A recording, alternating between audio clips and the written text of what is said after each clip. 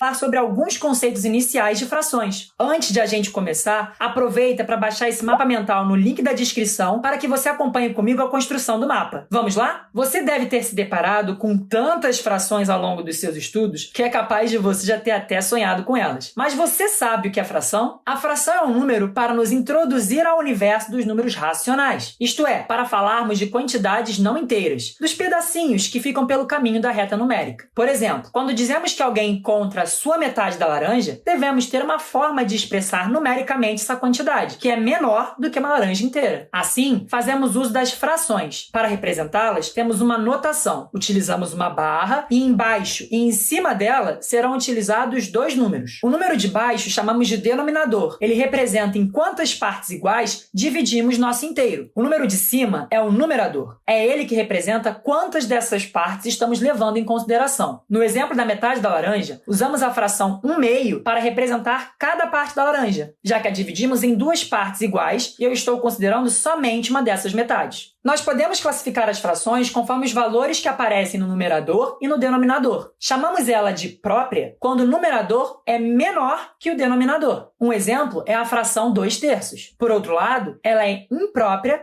quando o numerador é maior ou igual ao denominador, como vemos na fração 5/4. Por fim, temos um tipo especial de frações impróprias, as frações aparentes. Elas recebem esse nome por serem números que aparentam ser frações. Não me leve a mal, elas de fato são frações, mas também poderiam ser escritas como os números inteiros. Por exemplo, a fração 10/5 pode muito bem ser representada pelo número 2, já que esse é o resultado de quando pegamos o número 10 e o dividimos em 5 partes iguais. Um conceito muito presente nas aulas de frações é o de frações equivalentes. Vamos voltar ao conceito de metade, associado à fração 1/2. Nós podemos escrever essa mesma fração de infinitas formas. Pensa só, 1/2 é igual a 2/4, a 3/6, 4/8, 5/10 e por aí vai. Todas essas frações são equivalentes a 1/2, já que o numerador é metade do denominador. Isso é útil porque, em geral, trabalhamos nas questões com frações irredutíveis, ou seja, na forma mais simplificada possível. As frações, por representarem quantidades não inteiras, possuem uma estreita relação com os números decimais, já que as casas decimais também representam aquele quebradinho do número. Por isso, é importante saber como converter uma fração em número decimal e vice-versa. Para escrever uma fração em sua representação decimal, o que devemos fazer é a operação de divisão. Colocando o numerador dividido pelo denominador, podemos cair no uso da vírgula, como no caso da fração 3/6. Quando fazemos 3 divididos por 6, encontramos 0,5 como resultado. Agora, se queremos passar de decimal para a fração, nos atentamos para o número de casas decimais que um número possui. Para o numerador, colocamos o número todo, desconsiderando a vírgula. No denominador, uma potência de 10. Se o número tem uma casa decimal, o denominador é 10, como vemos em 0,7. Se tem duas casas decimais, como em 3,12, colocamos denominador 100. Se tiver 3, usamos denominador 1000, como no exemplo de 91 milésimos. Em resumo, o número de zeros no denominador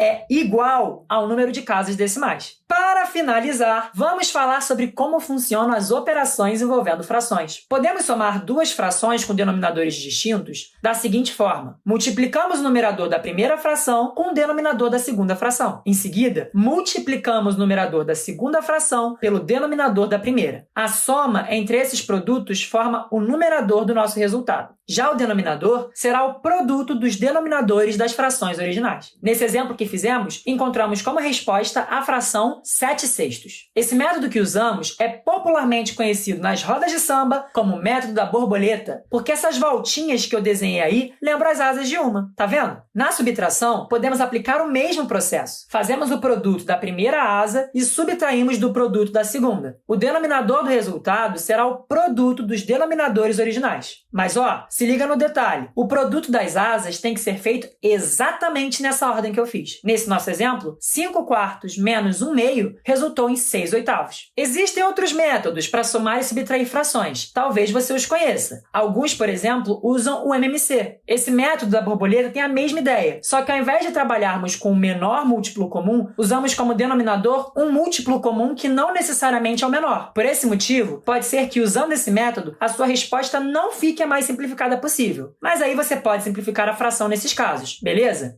Vamos para o produto. Aqui é um pouco pouco mais intuitivo. Para multiplicar duas frações, fazemos o produto dos numeradores sobre o produto dos denominadores, que seria 4 vezes 6. O resultado fica 6/24. Já para a divisão, iremos fazer o produto da primeira fração pelo inverso da segunda. Então, temos que inverter a segunda fração e só depois fazer o produto entre elas. Nesse caso, 2/7 divididos por 3/5 resultou em 10/21. Bom, galera, é isso. Falamos sobre alguns conceitos iniciais sobre frações, para que você possa dar o pontapé nos seus estudos sobre o assunto. Para ter certeza que vai fixar todo esse conhecimento, não esquece de baixar no link da descrição um mapa mental completo em alta resolução. Fique ligado aqui no canal, pois estamos sempre publicando mapas super legais de matemática e teremos muito outros de aritmética, assim como esse. Então, se inscreva no canal e ative o sininho para receber a notificação quando ele for publicado aqui. Por último, mas não menos importante, se você ainda não é aluno Descomplica, aproveita que na descrição também tem um link para assinar o Desco no precinho para mandar benzão no Enem e nos vestibulares. Até a próxima!